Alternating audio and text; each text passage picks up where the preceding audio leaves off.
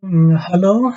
Today I'm going to show you how to measure the length of one-dimensional nanoparticles in an LCM image, for example. It's done with a code I've written called Nano1D. It can also be used for measuring the length of other one-dimensional objects, for example, nanotubes or whatever other than LCM images also. Uh, First, you need to go to this address, which you can find in the comments. It's the GitLab page of Nano1D. And you can find two versions, the Python version, which is suitable for developers, and the portable uh, version that can also be used easily. You download it here, and then you extract the files, and you have these files, and when you click on this exe file, it opens the software. The point is that if you're using the code for a paper, please cite the paper here because it's open source, and you can also find the details about the algorithm in this paper. The code also have a manual, which you can see here in this PDF. But let's do one example. For example, we have this picture that we want to measure the length of these nanowires. It has a scale bar, so when you open the software, it has a graphical user interface like this. You open an image. Actually, opening the image is just for measuring this values. So if you have these, you can do it without even using a step. But you need to at least add a folder if you don't want to use it for just one image. It can analyze all the folder. For example, here I have one image in an example. If it was like 10 images, it will analyze all of them with this run button. But to make the measurement, the code needs to know about the length of the scale bar. So the scale bar, for example, here is 50 microns, 50 nanometer or micron. You can select with this radio button, and you should also measure the length of the scale bar in pixels. So, for example, here it's large, so you cannot measure it with this. You can measure it here. For example, this scale bar is 1480 pixels. Let's say, yeah, 1488, for example. So I've measured it before, so it's 1485 is accurate. Then you need the code also needs to know the height of the image because it should crop this part. So you also need to give the code the height of the image. For example, here you can see that it's about 4100 pixels. So I've done it before, and you put here like for this pixel is the height of the image. Another important parameter, the last one actually, and maybe the most important, is the brightness threshold. You know, the images have a brightness between 0 and 255.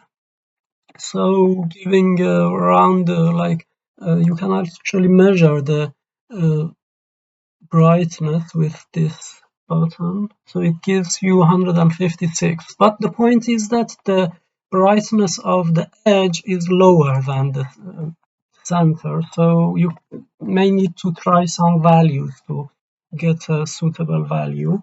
After this, you push this button and you can see that it starts measuring the values. It might take a few seconds based on the size of the image. It's better to use high quality images. For example, this one is a JPEG image with around 6,000 in 4,000 pixels.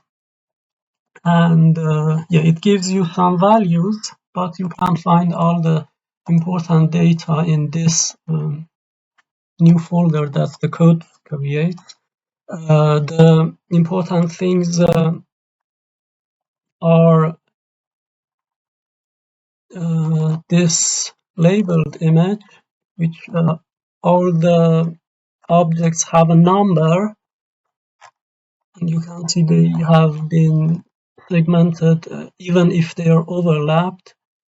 And the code can make some mistakes, but overall it's accurate. The important thing is that if you open, for example, this text files, you can find all the important data. For example, the average length of the wires, the median, the mode of length, and variance, standard deviation, and the length of error bar that you should use when using this average length. Another interesting data that you can also visualize is the measure, no, not this, the dimensions of, yeah, this. These are all the objects in micron. Their length is in micron because we told the code that we have, this is 50 micron, and then it converts the pixels into micron. So you imagine you want to visualize that data. You open Excel and then paste them and make an histogram of the images of the objects. So you can see, for example, you have 30 wires between the length of 0 and 10 microns, has a length of 10 to 20, and 7 of them have between 20 and 30, and just one of them is between 30 and 40. So actually the length of individual ones, object 18 that you can see in this image, find it, and it has this length. So they're written like sorted, and yeah, another image that can be used is this one, which is labeled image, that you can find about the details in the paper. And this is also important. This is the skeletonized image. So every object in this image has a width of only 1 pixel. For example, here we give the brightness threshold for 140, and let's see what has happened. Yeah, you see that lots of small particles have been detected. The reason is that the skeletonized image have segmented these nanowires because the brightness is not enough to be detected as a wire, so it detects it as background, and that makes the values inaccurate. So selecting a proper brightness threshold is maybe the most important criteria in this method.